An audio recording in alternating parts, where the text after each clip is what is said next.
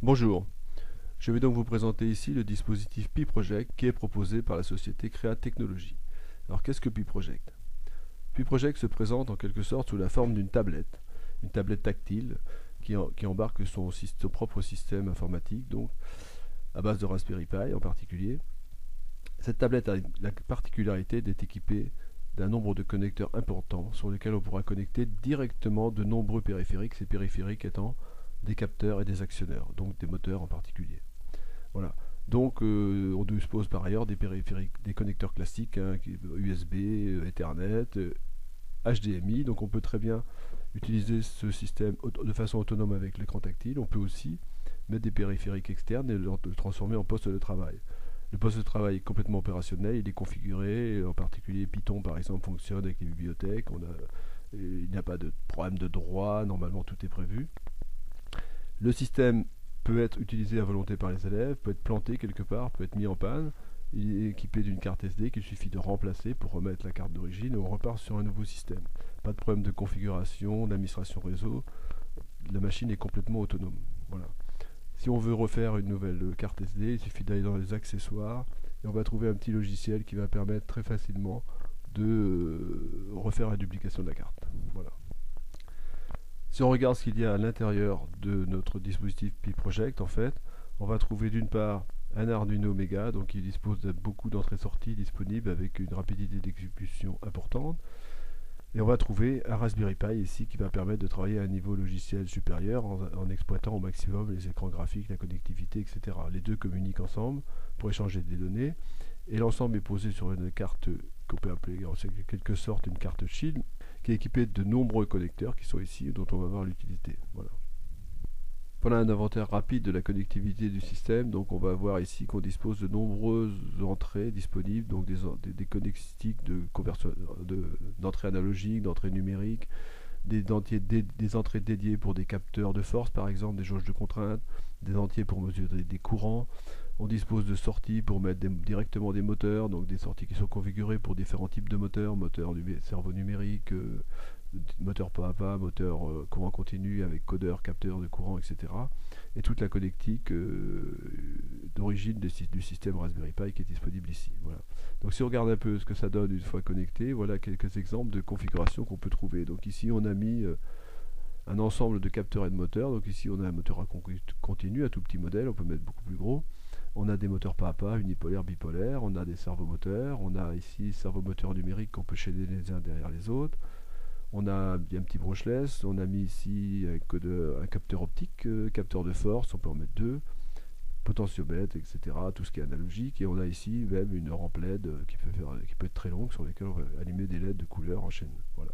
Tout ça commandé en particulier par Python, PHP, voire JavaScript.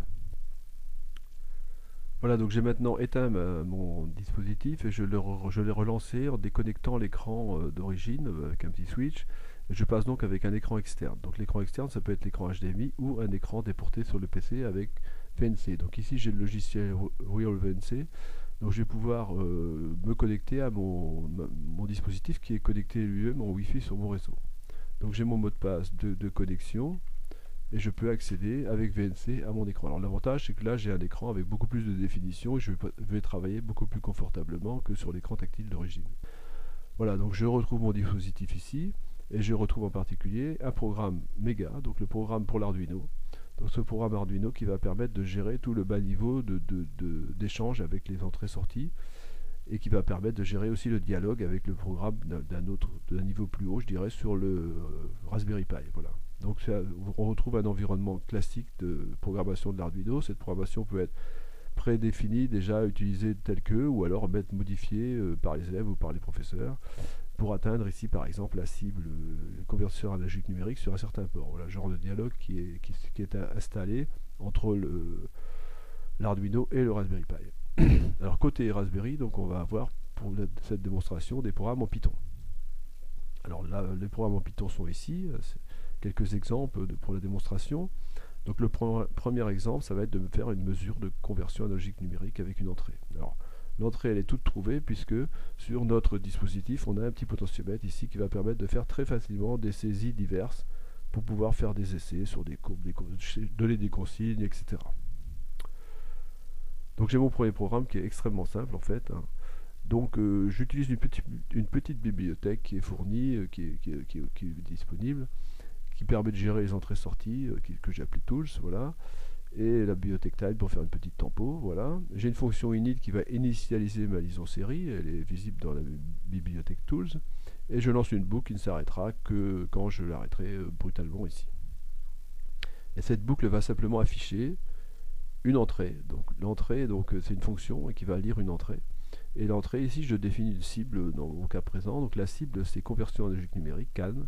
Et je définis le port 0. Donc le seul fait d'écrire ça, je récupère avec cette fonction la valeur analogique dans mon Python. Donc c'est extrêmement simple. Et je l'affiche. Voilà. Donc je vais lancer ce petit bout de programme très simple. On va voir le résultat. Voilà. Donc c'est parti. Je vais pouvoir afficher mon dispositif simultanément. Voilà, donc le dispositif est ici. Je peux tourner le bouton. Je vois que ma valeur numérique s'affiche de la valeur 0 jusqu'à correspondant à 0 volts jusqu'à 1023 correspondant à 5 volts. Voilà. Donc j'ai fait une première mesure très simple avec mon système. Je vais maintenant passer au programme suivant, programme moteur. Donc le programme moteur effectivement, va me permettre de commander un moteur avec mon système. Donc là je dispose d'un petit moteur à courant continu, un petit modèle, hein, moteur à courant continu équipé d'un codeur incrémental.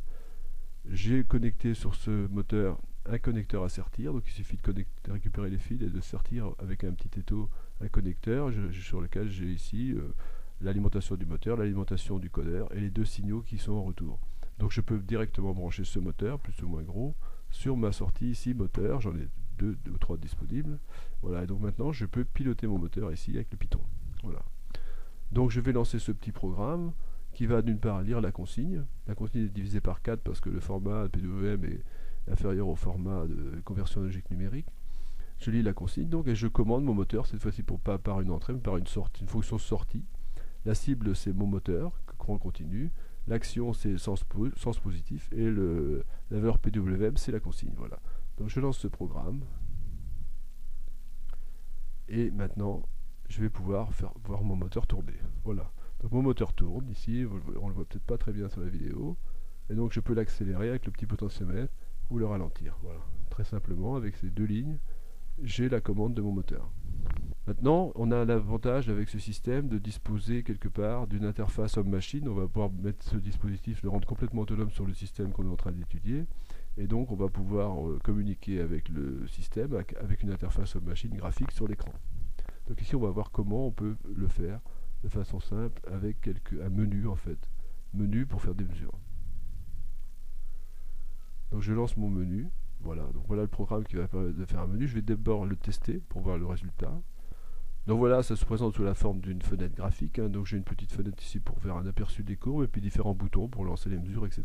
Donc alors la première chose que je vais faire, c'est lancer la mesure. Je vais mettre un peu dans le coin pour voir ma vidéo. Je lance ma mesure ici et donc si je manipule mon potentiomètre, eh ben, je vais avoir en direct le mouvement qui s'exécute ici, mais en même temps j'enregistre mes courbes. Donc je fais un stop.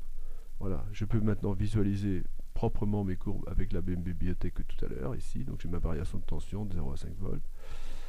Je peux enregistrer le fichier, donc toutes mes mesures sont enregistrées. Je peux choisir ici l'indice d'enregistrement, le nom du fichier en fait, hein.